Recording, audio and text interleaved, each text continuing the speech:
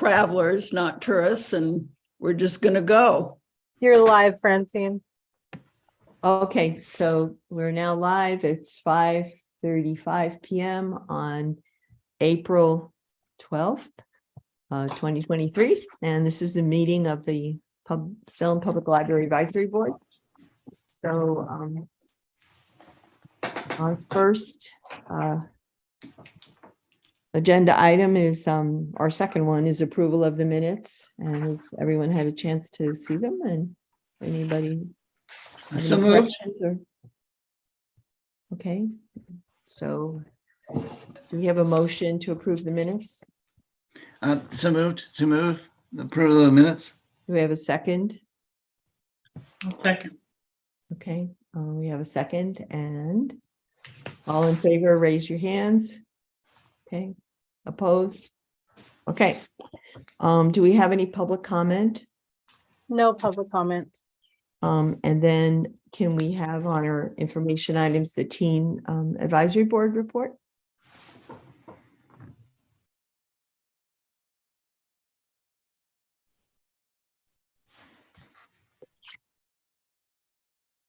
Simran, will you be delivering that, or will it be No. Riley? Lauren and Lauren? Riley, Alex hasn't made it yet. Lauren, can you do Alex's part? Yes, Or- of course. Okay. Let me quickly pull it up. All right. So there are there are 3 tab members here tonight. 3 of us will be speaking, but I also want to recognize Simran Paudil, who is observing tonight and will report sometime in the future. It has been a busy month in the teen scene with lots of activities for spring break, including an escape room, fiber arts hangout, Jackbox games, improv workshop, and a 3D design session. We're also running a little low on some supplies for our Take What You Need project and put out an appeal by email and social media. Our community has been so amazing and generous. Sonia has received more than 40 packages. The main concern before the appeal was that we were out of lip balm. Now we have 900 tubes of lip balm and so many other useful items. We're also exploring a way to offer Take What You Need items at the West Salem branch. Oh, I'm sorry, I forgot to introduce myself. So my name is Lauren Huber. My pronouns are she, her, and I go to West Salem High School. I am excited to share that I've been recently crowned as Miss Marion Polk County's Teen 2023. My community service initiative that I'm deeply passionate about and will be talking about all year is increasing civic engagement for youth, because youth will become our future's leaders. So I believe they should be at the table and involved in their community's decision-making processes. And I feel that the Teen Advisory Board is an astounding example of civic engagement for youth in our community. TAB does so much, like through our Take What You Need project, the events we host, and the input we provide to teen library services and the library in general. I'm currently discussing with Sonia about how we can work together to encourage other youth to get involved in TAB and other civic engagement opportunities in Salem. On to you, Riley. Awesome. Hi, my name is Riley Hurt. I use she, her pronouns, and I am currently a senior at Teach Northwest, and I am actually admitted to Oregon State in the fall. So I am the current co-chair of the Teen Advisory Board, but I also have another role as the student member of a local advisory board for the Federal Emergency Management Agency, or FEMA. Sonia and I have collaborated to bring that work into the library in 2 ways in the coming month. On April 28th, I will be the co-instructor for 3 sessions of a hands-only basic CPR class. This is something that is often taught in schools, but has unfortunately been postponed due to the pandemic. We have scheduled these to focus on access for homeschool students and online students to provide access because they don't attend traditional schools. FEMA will also have a table at the upcoming Adulting 101 fair on May 5th. This is an open house style fair that allows students to find out more about adult things like finances, household tasks, job seeking, and more. At the FEMA table, we'll be sharing information about emergency preparations.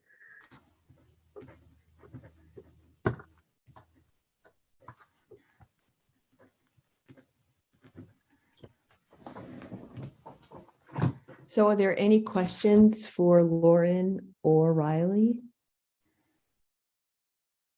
I think there should be a round of applause for them.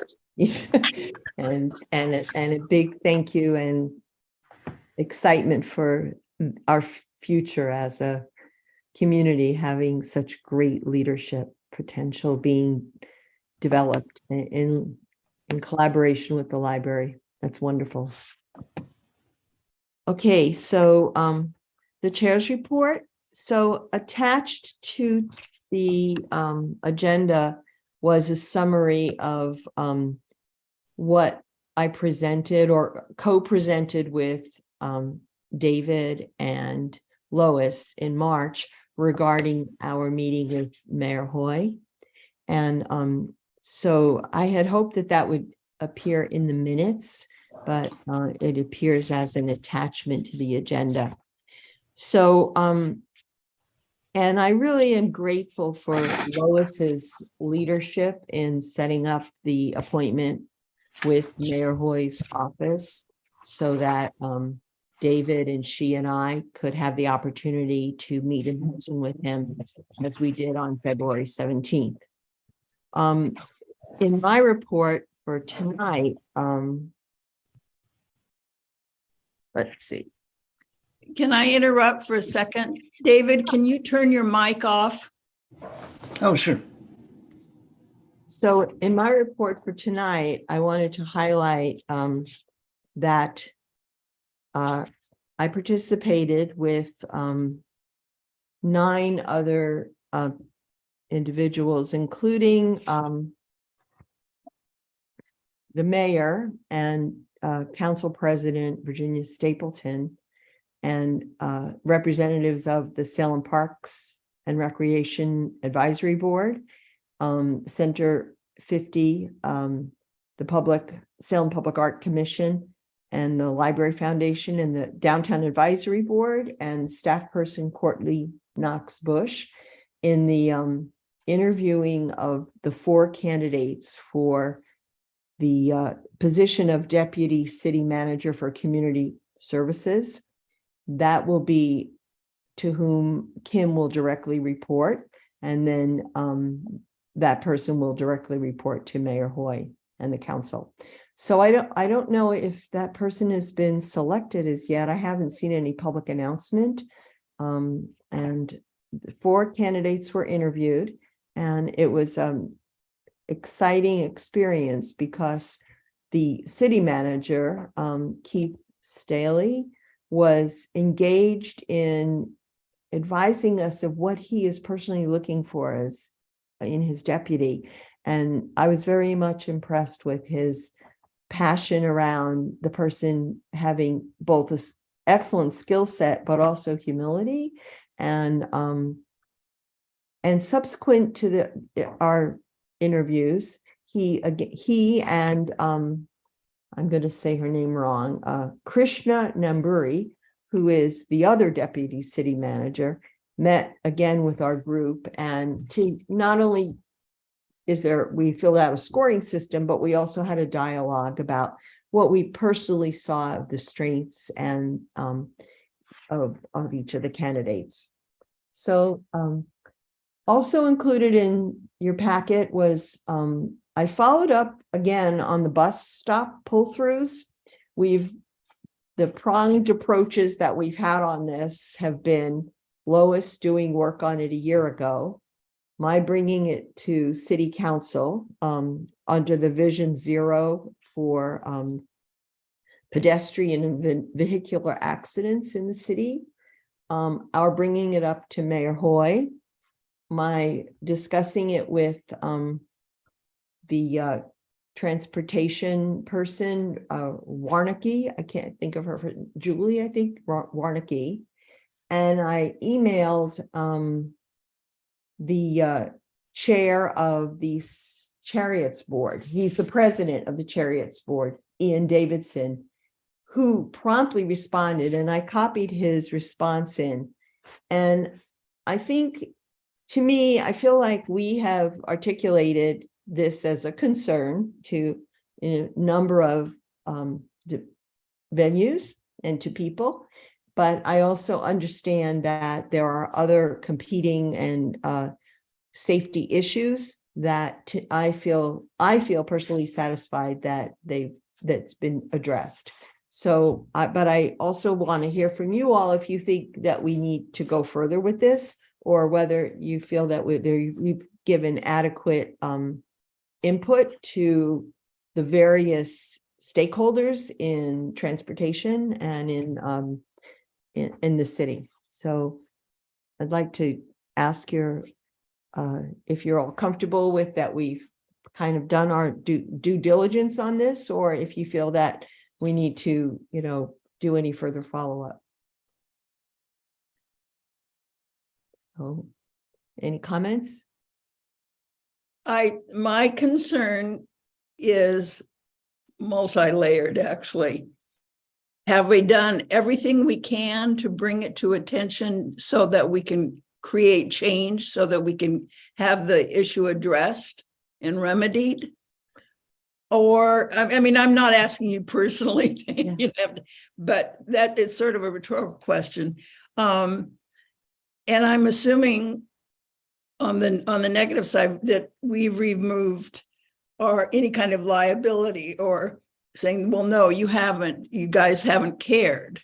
And that goes back to, somebody else in the city or the Chariots.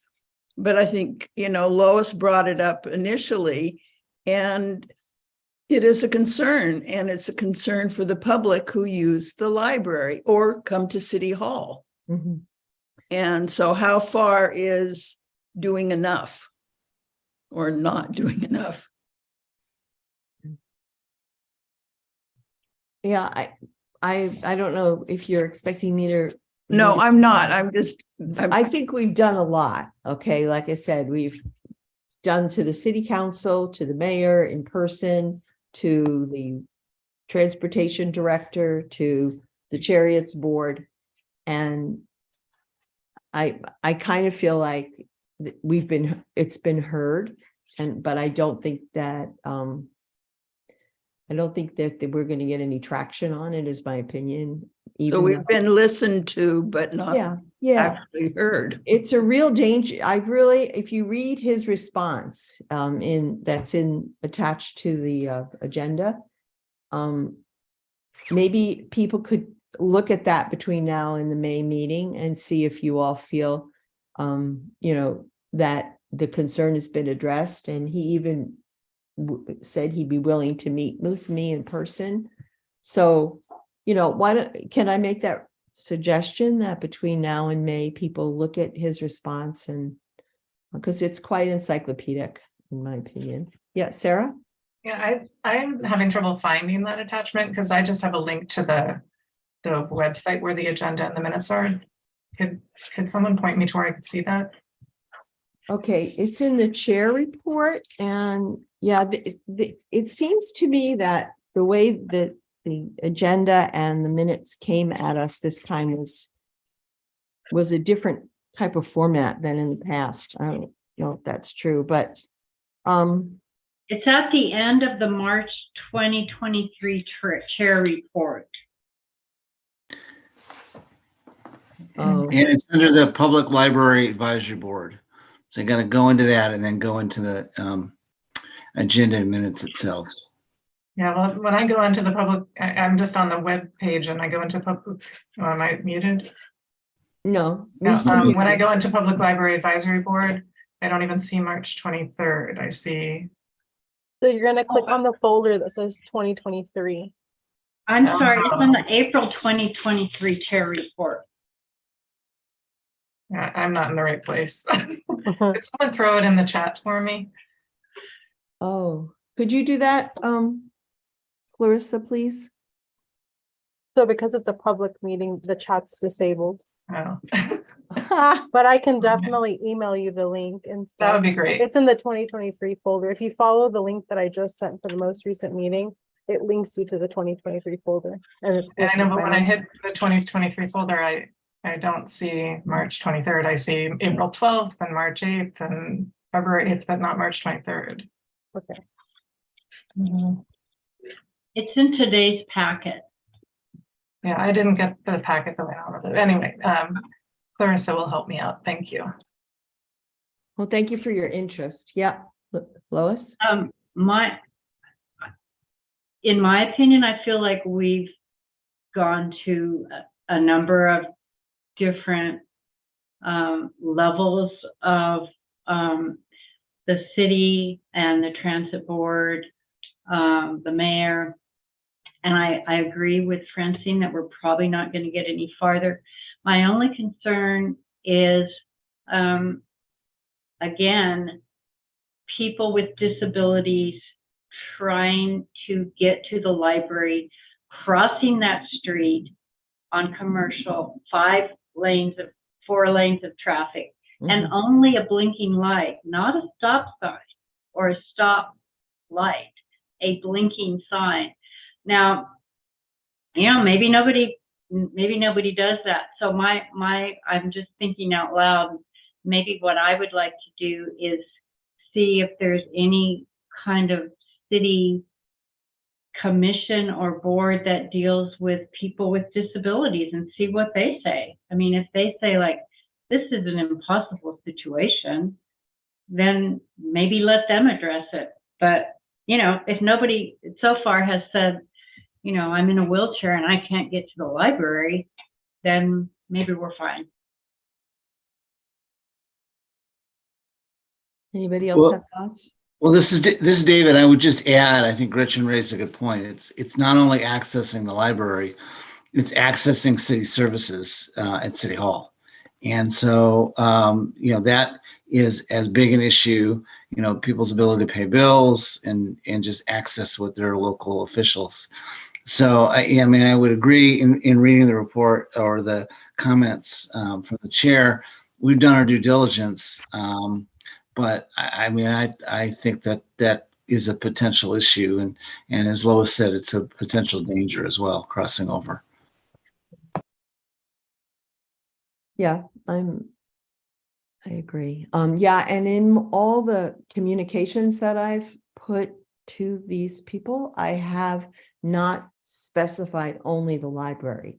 I've specified with the reopening of City Hall and business occurring there, employees and others who choose public transportation. So that was included in the appeals that have been put forth in writing and in person. Okay, so should we get on to the city librarian's report? Or you think we're, at that point? Any further discussion on this? Okay, I'll bring it back as an agenda item next month after people have had a chance to look at the Chariot board president's response and give it another month to think about it. Okay, Kim. So I just tried to send out that link again. So maybe Sarah, in your email, you might. I managed to find it. I was just looking at the wrong date. Yeah, so I just saw it. Thank you. So I did answer a few questions from David earlier about resuming hours in May. So we're very excited about that. We will be open, that means 7 days a week, which we haven't been since we have for a while.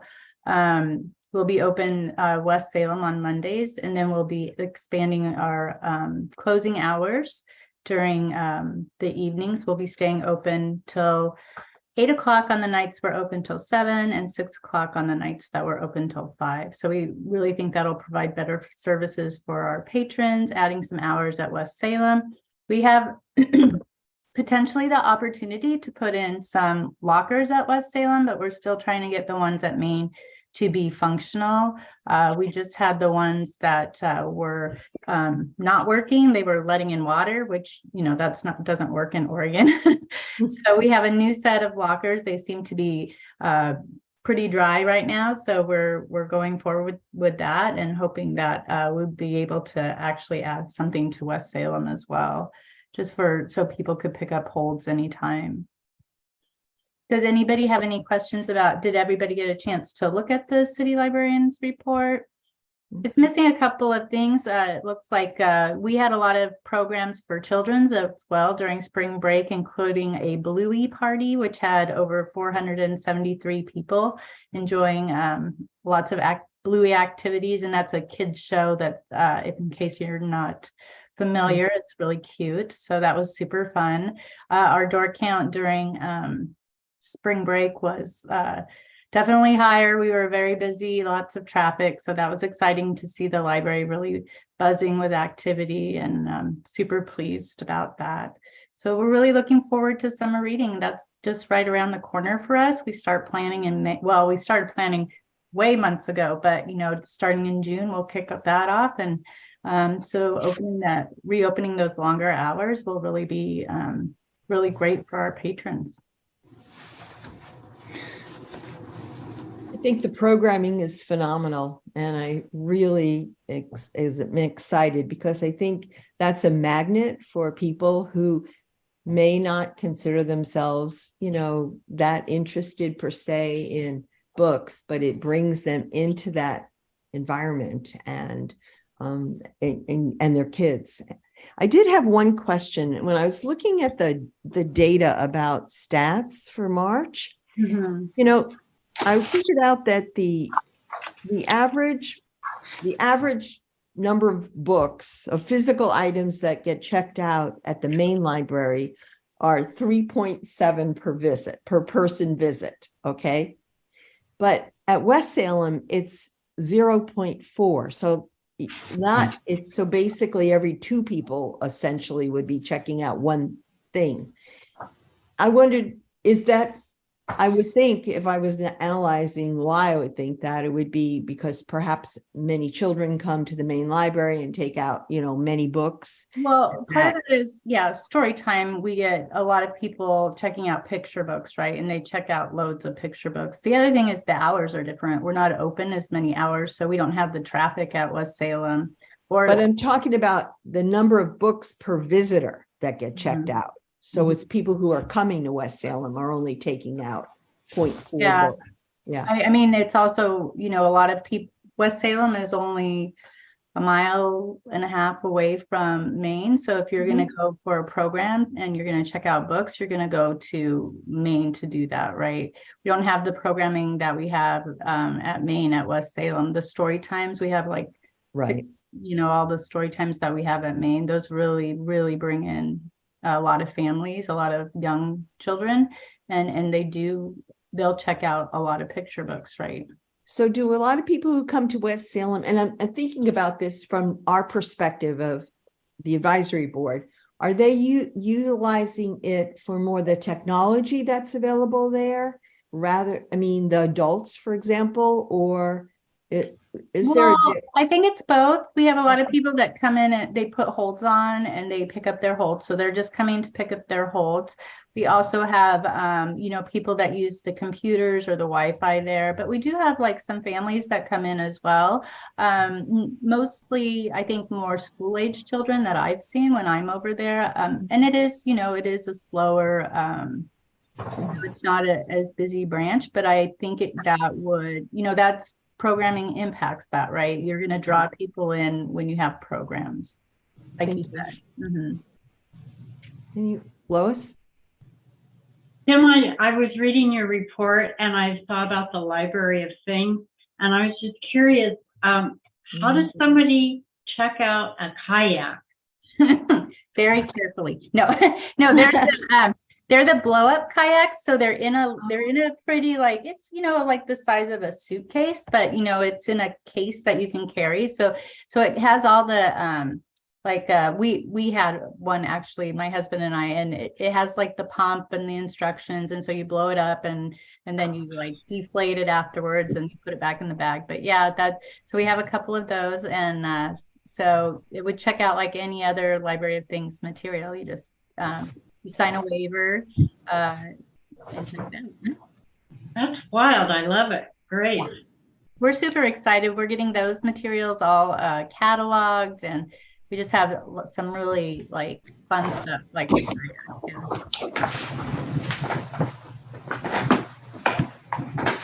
Led your mic.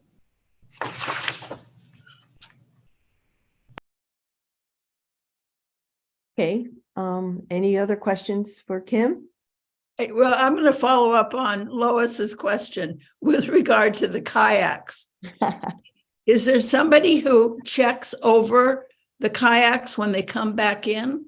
Yeah, so that's part of our process because there's other things that have multiple pieces, right? Like we are circulating games, we're circulating, I don't know, like a bread machine has so many pieces, those kind of things. So we have all the pieces that are listed. And so our process is when you return it, they'll check and make sure all the pieces that are there. Just like with our Chromebooks, they come with a cord and a case that you carry it with. So we check that before when the items are returned.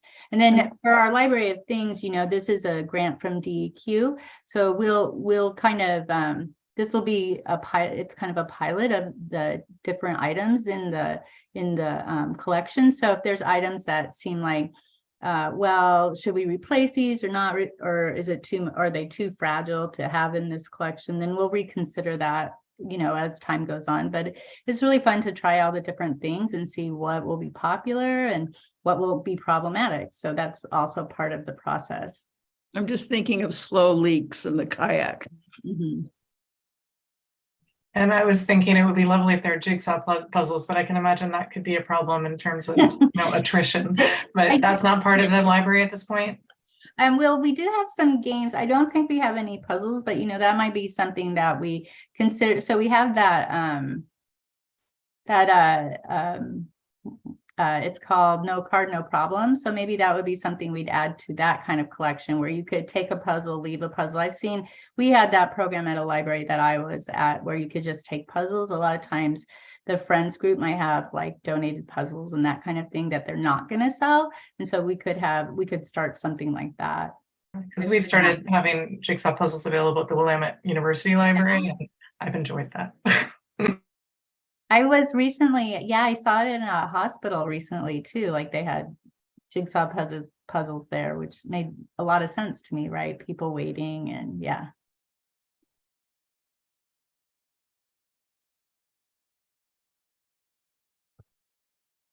Oh, I think you're muted, Francine.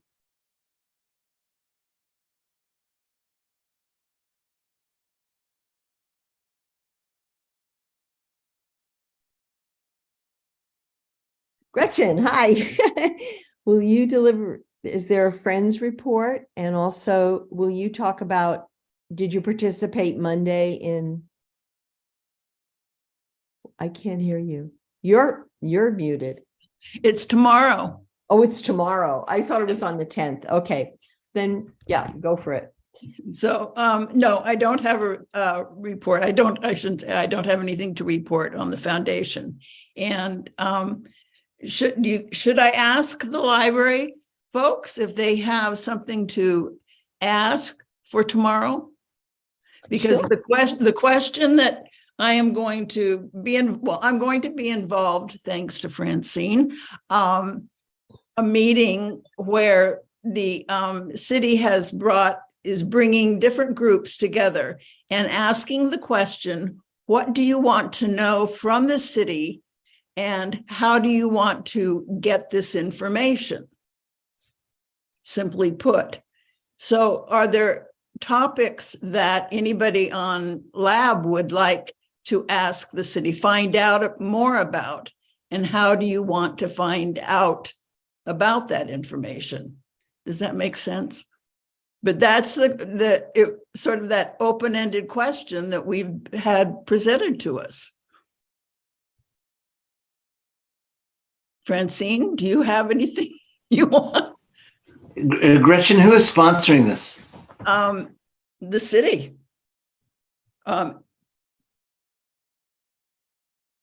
It's our city communication team. It's an effort to really put communication out there in a way and format that people will want, right? Exactly. Fran- And they're presenting the question to a number of organizations around, and so what? I'm sorry, Lois, go ahead. Well, I guess I would like to know,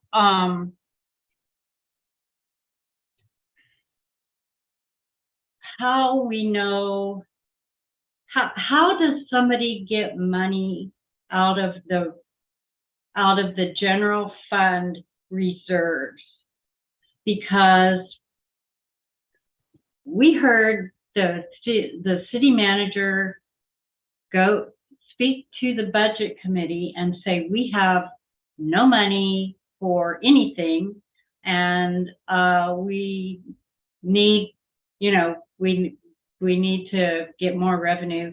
And then the next day, the city council spent $2.4 million from the general fund that they said was in reserve.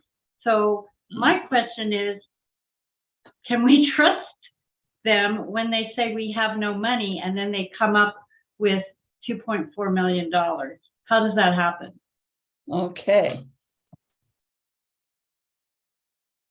Good question.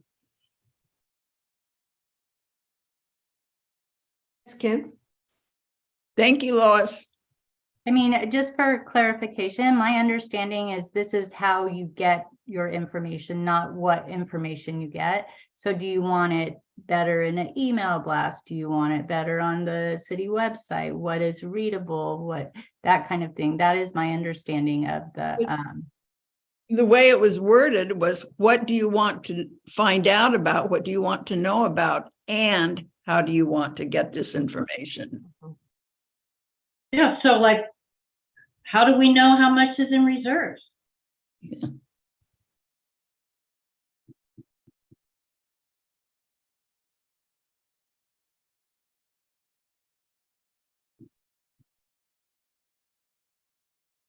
Okay. Thank you, ma'am. Okay. Well, so I actually, what made me think about that, and I'm just going to throw this out there, that my husband went to our neighborhood association meeting, and just this last month, yeah, no, it was in March, the end of March, whenever it was.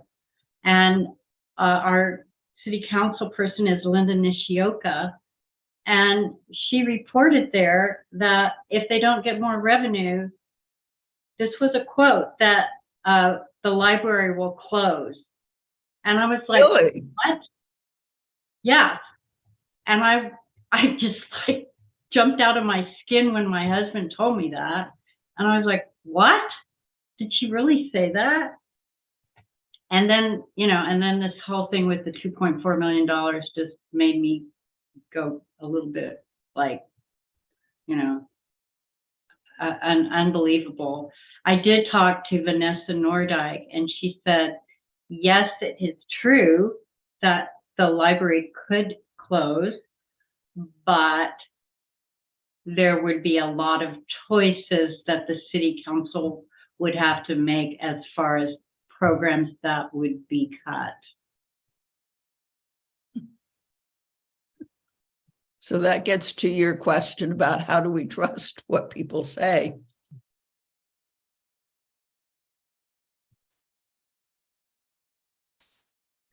I noticed that for the first time, the neighborhood association leaders all met with, I believe it was the Keith Staley, the city manager, for the first time that there was like a meeting of all the neighborhood association leaders.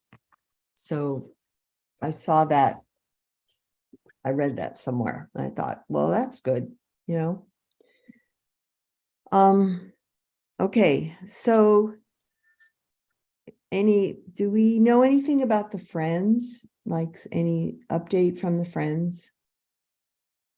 Denise seems to be the one who kind of networks with them the most, and she's not here tonight. No report from them. Okay, so aren't they preparing for their sale? Yeah. Mm-hmm. Okay, so the discussion item that I added here, I'm always like wanting to make sure we have a quorum, want to make sure we have people who are engaged. I know we have 3. Can't find my notes on this, but I think Mel, Jackie, and Gretchen's terms expire in June.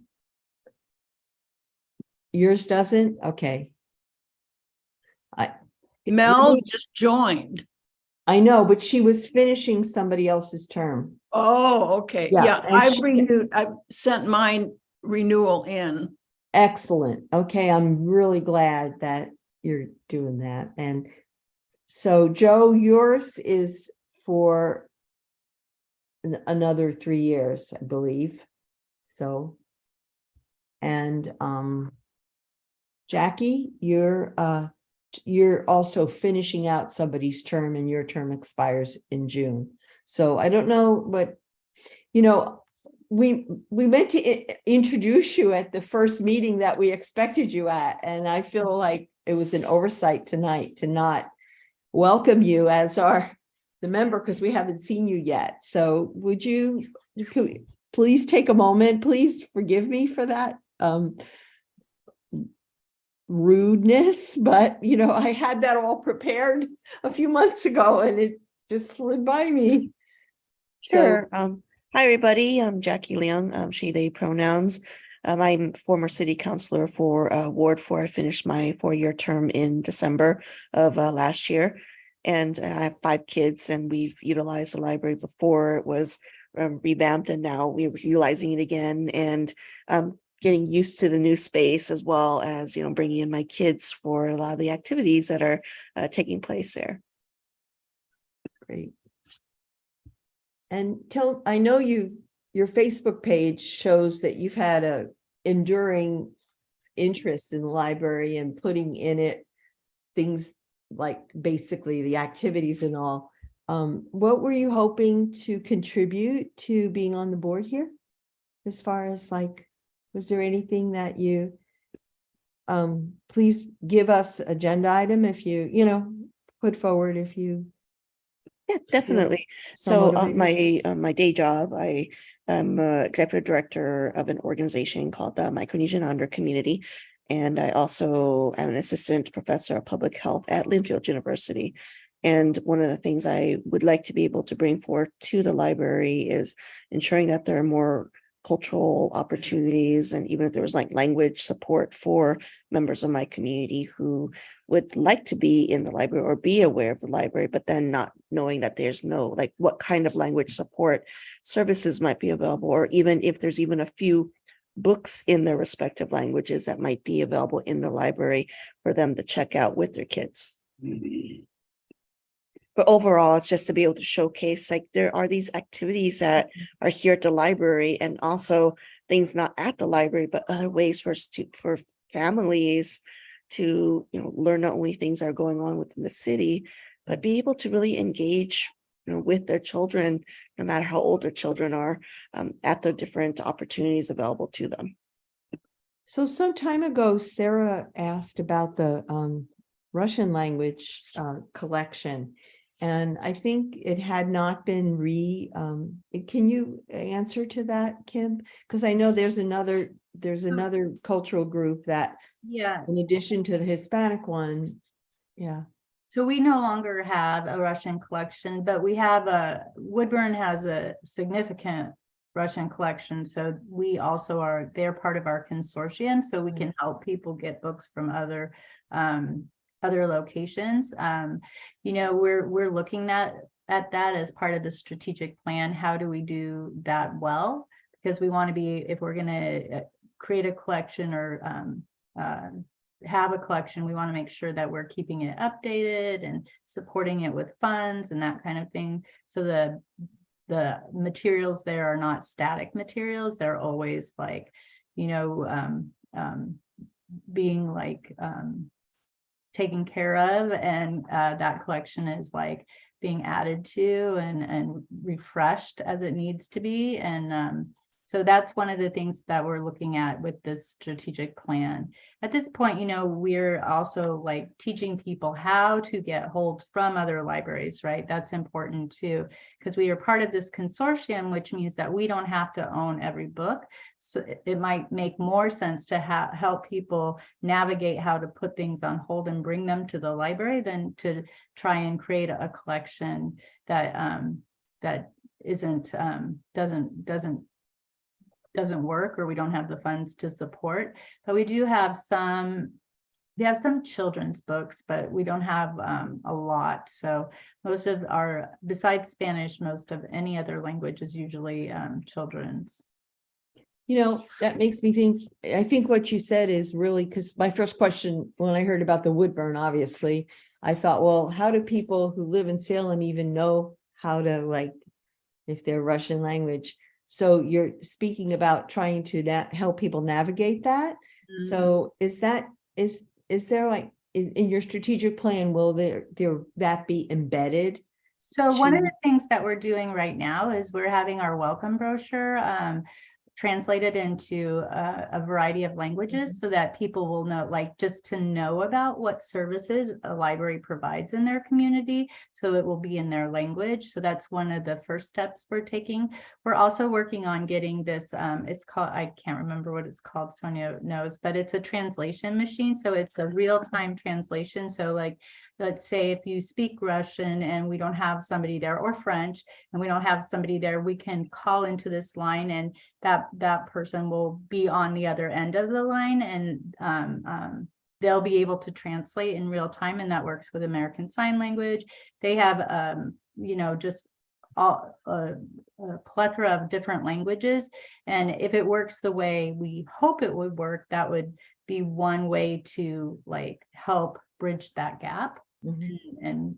And so that's kind of what we're looking at right now. You're meeting very many challenges, and that's marvelous. That's really exciting. Yeah. Okay. I'm worn out. I have a question for Jackie. Okay. Jackie, the building that's on 12th, the Micronesian community building? Do you know what I'm talking about? Yes, that's our building. Okay, what? Because I drive by it all the time, and I've been curious. Is it a meeting place, or what is going on there? That's our community resource space at the moment. So our office is there. And so we also, when we are done renovating one of the rooms, we'll be having like an on-site food and clothing pantry. And depending on when you've come by, you might have seen a lot of cars. And so we've sometimes had food boxes and things distributed out to members of the community. We also had both flu shots and COVID vaccines available for some time at that space. So that is our current workspace when we are not working elsewhere. And we're actually in the process of building affordable housing and actually a community center somewhere else within the city of Salem. And the eventual goal would be able to somehow or another partner with the library to actually have some on-site events at our future center. Thank you. I have to tell a cute little story. When I first moved up here from Eugene with a then 3-year-old and 9-month-old, of course, the first place we went was the library, and they had a production of Baba Yaga. And the 3-year-old, who's now 40 something, remembers that because it was so crazy. Terrifying. Fabulous production. So Baba Yaga. Yes, David. Jackie, just a quick question. Is there in your building, is there a space for some potential for pickup and drop off for a library location, if for like a satellite potentially? Maybe. I think I need more details in terms of what that consists of and how it would work within our space. I mean, if it's easier to even have a mini tour of our facility, so you have an idea of what we do in there. I mean, like we said, we're still doing some renovations and still moving things around. But that is like our space for right now anyways. Okay.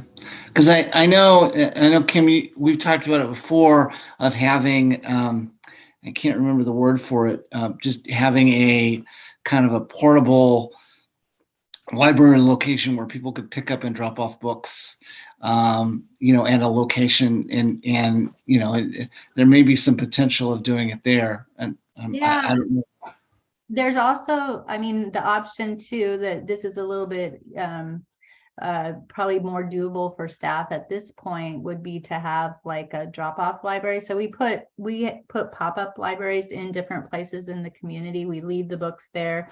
They're checked out to a community card. There's no expectation of, that they'll necessarily come back. And then we come get those books and kind of refresh the pop-up library every so often. So that would be something we could look at and the reason we do that instead of like maybe a locker at some places, because right now we don't have the staffing to go to places and deliver stuff, but to fill that bridge before we get that kind of staffing, a pop-up library in a community center that you have, Jackie, would be great.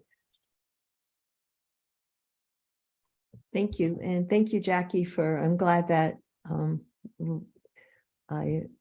you had an opportunity to share with us your background and what your passions are. Joe, do you have anything to say about WorldBeat?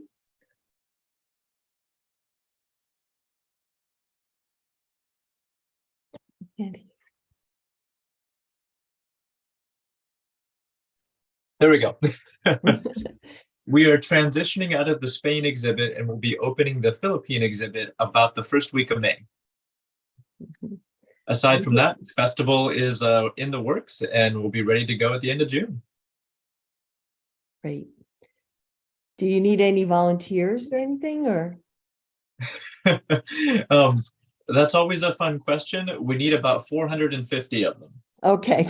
All right. So if you know anyone, their family, their friends, their sports team, and their church, please give us a call. Okay. Thank you. Would you like to volunteer, Francine? Yeah, I would.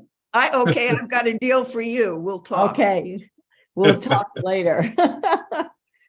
Okay, well, does anyone like to add anything at this point?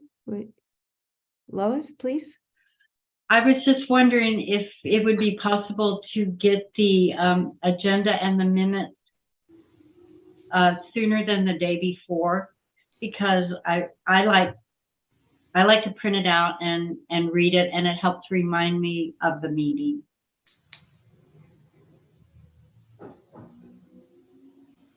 I think usually they are sent out a little bit earlier.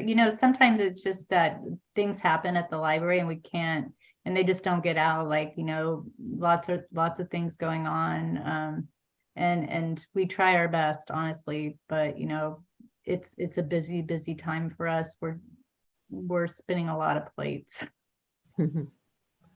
Okay, so David? Just one other item. You had a discussion about lab terms. Did you want to? Yeah. So, So let's do that next time, because I don't have my notes in front of me about when they expire. I know that there's 3 slots that Mel apparently is not able to continue, so we'll know that one will be available. And I think Gretchen said she's put in, and so I think Jackie, your term expires in June too. So you just need to let them know of your ongoing interest if you do plan to continue through the city of Salem, but more detail in May. Okay. All right. And Francine, I sent mine in. Yes. Whenever, weeks ago. And do they actually respond, or do we just assume that they couldn't do without us? Yeah, right. I was told that generally if somebody's been on and puts in for another term, if they're eligible for a second term, that it will be approved as a rule.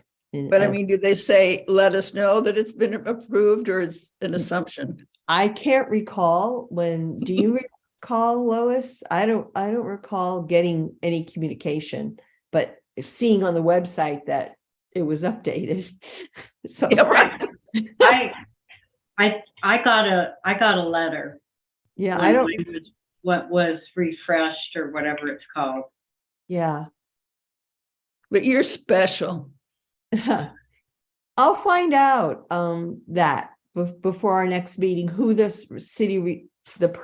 staff person responsible for that communication, and pass it along. Okay, or I'll try to. All right, thank you all. Let's see, it is 6:26. And we will adjourn our meeting, and we will meet next month in West Salem on May 10th at the West Salem Library. Thank you so much, all of you, for your engagement and enthusiasm and support, honestly. Okay. Thank you, Francine. Thank you, Francine. Thank you.